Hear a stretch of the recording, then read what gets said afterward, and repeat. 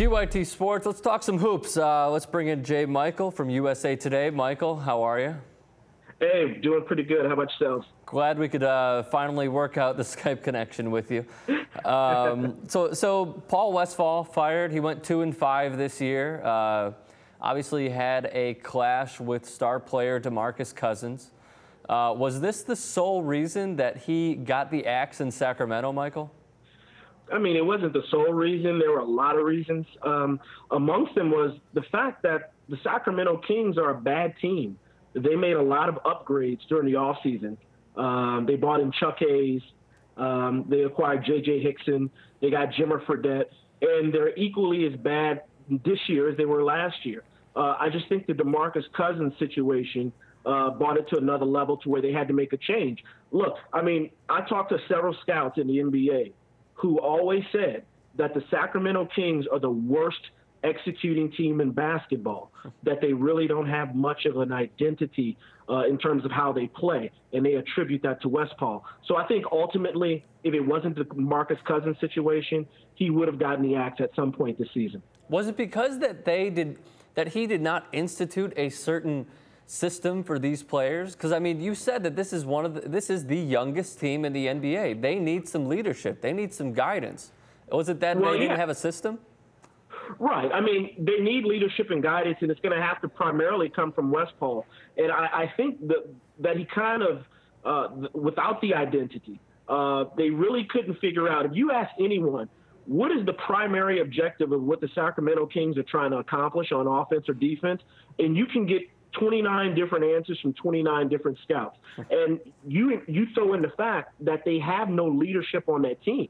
You know, who's going to put DeMarcus Cousins in check? There's also no superstar on that team, no one who can show them their rings and say, look, I know what I'm talking about. And given the way Paul Westphal handled the situation, which seemed to kind of pour gasoline on the flames, I just think it was a mission impossible.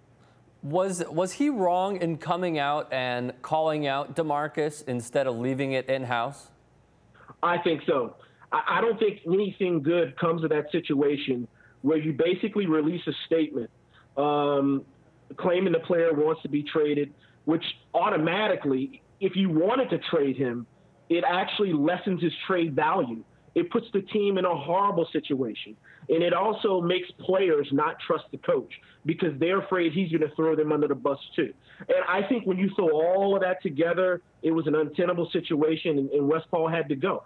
DeMarcus Cousins is immature. He does have issues with his attitude, but he wasn't the worst problem.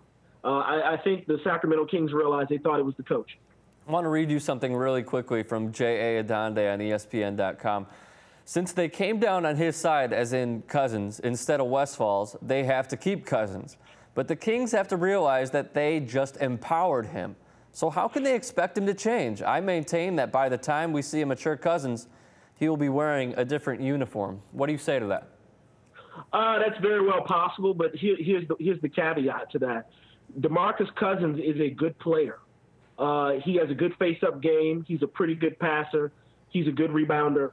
And there are a dearth of big men in the NBA. And I think a lot of teams, and especially the Kings in this case, are going to hold on to a 7-footer or a guy in his case who's near 7 feet because there aren't any other guys out there who they can get to replace him. So I think they're going to ride it out with him a little bit more than you would expect, unless you can get another center of his quality or better to replace him. Do you believe, because there have been obviously Westphal said that he demanded a trade twice, as a matter of fact, right, and Cousins said that he never asked for a trade. Do you believe that he did ask for a trade out of Sacramento and wants out of there? I believe he asked for it in the heat of the moment, in anger. It doesn't appear that there was ever a situation where Cousins' agent contacted the team and said, we want to be moved. I think Cousins, given his volatile attitude, probably popped off and said, I want out of this place. I'm sure he even said it last year too. But I don't think it was a serious trade demand, which really makes the statement Westphal came out with revealing supposedly this trade demand, kind of perplexing. I just don't get what was the end game with that. And I guess the end game was Westphal got fired because the management backed the player.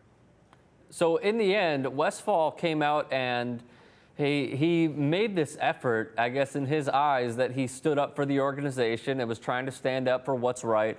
Did he try to do this in order to save, save his job in Sacramento? That's possible. I think that's a plausible argument to be made. I don't think really, based on the way this team was playing, that his job was going to be salvageable anyway. I mean, you're looking at a team where DeMarcus Cousins was shooting 32% from the field, and he's pretty much taking all of his shots within 5 to 10 feet from the basket. They have no definition on what they do and who they are, and I think that is the biggest problem of the Sacramento Kings. I see their offensive and defensive problems separate from the DeMarcus Cousins problem. And you know, so based on the way they were playing alone, I don't think Westphal could have held on. DeMarcus Cousins, obviously the 5th overall pick in the 2010 draft, averaging in his career about 14 points per game, 9 rebounds per game. Always had an attitude problem. Do you think that they will bring in a veteran coach, a la a Larry Brown, someone of that nature, to come in and coach this team? Well, they need someone of that nature to come in. Now, I don't think Larry Brown would be privy to coming in and dealing with that situation. But they need some sort of voice from the coaching staff. They got to bring in players as well.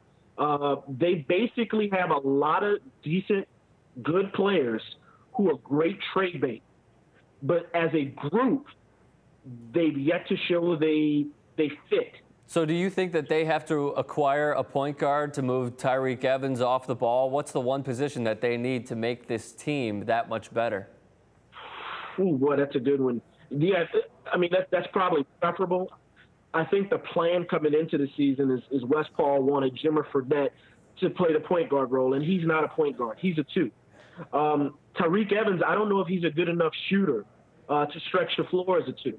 But he's probably a better 2 in the future than he is a 1. They have pieces, like I said, that they can use as trade bait to maybe get a point guard. But really, if you are a team, a player, and you're thinking about where do I want to play when I become a free agent, Sacramento isn't a place you want to go. Sacramento has become the new Los Angeles Clippers, unfortunately for them. It's a place nobody's going to want to play. J. Michael, thank you very much for the time, as always. We really appreciate it. No problem. Anytime.